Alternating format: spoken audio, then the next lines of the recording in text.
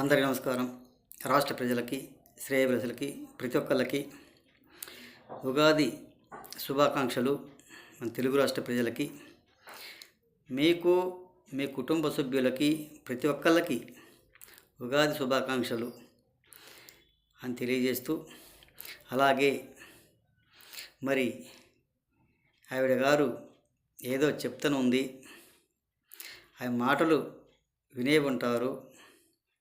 వరుడు కళ్యాణి గారు మాట్లాడే మాటలు, మరి మన రాష్ట్ర ముఖ్యమంత్రి వర్యులు నారా చంద్రబాబు నాయుడు గారు సంపద సృష్టిస్తాను అన్నది అది మాత్రం వాస్తవమేను. ఆయన గారు హామీ ఇచ్చింది వాస్తవమే కదా. కానీ సంపద సృష్టించాలన్నా దానికి టైం పడుతుంది. ఆయన సృష్టిస్తాడు. నైటు సందకాడ తిని తెల్లవారుజామున ఉదయం లేవగానే సరిపోదు. అలా సరిపోతుందా ఒక్కసారి చెప్పండి.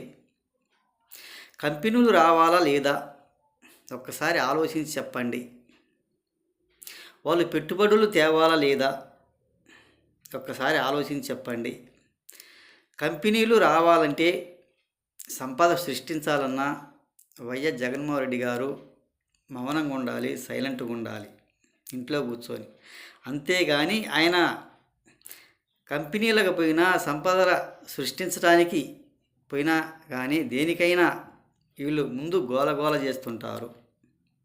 పెట్టుబడులు రావాలంటే ఎలా వస్తాయి ఒక్కసారి ఆలోచించి చెప్పండి. కంపెనీలు రావాలి కదా. కంపెనీలు వచ్చి అవి నిలకడగా నిలబడి ఉంటే సంపదలు సృష్టిస్తాడు, అవి వస్తాయి.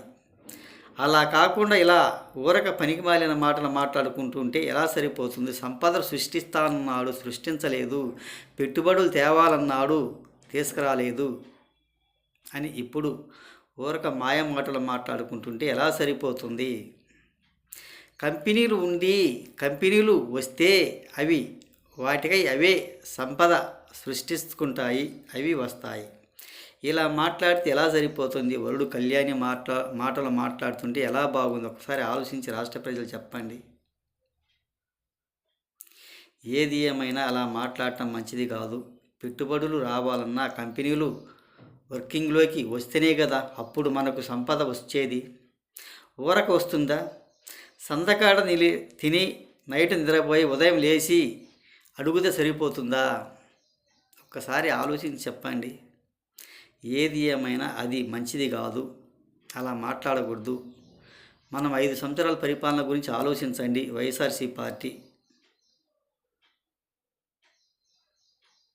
ఒక్కసారి ఆలోచించుకోవాల్సిందిగా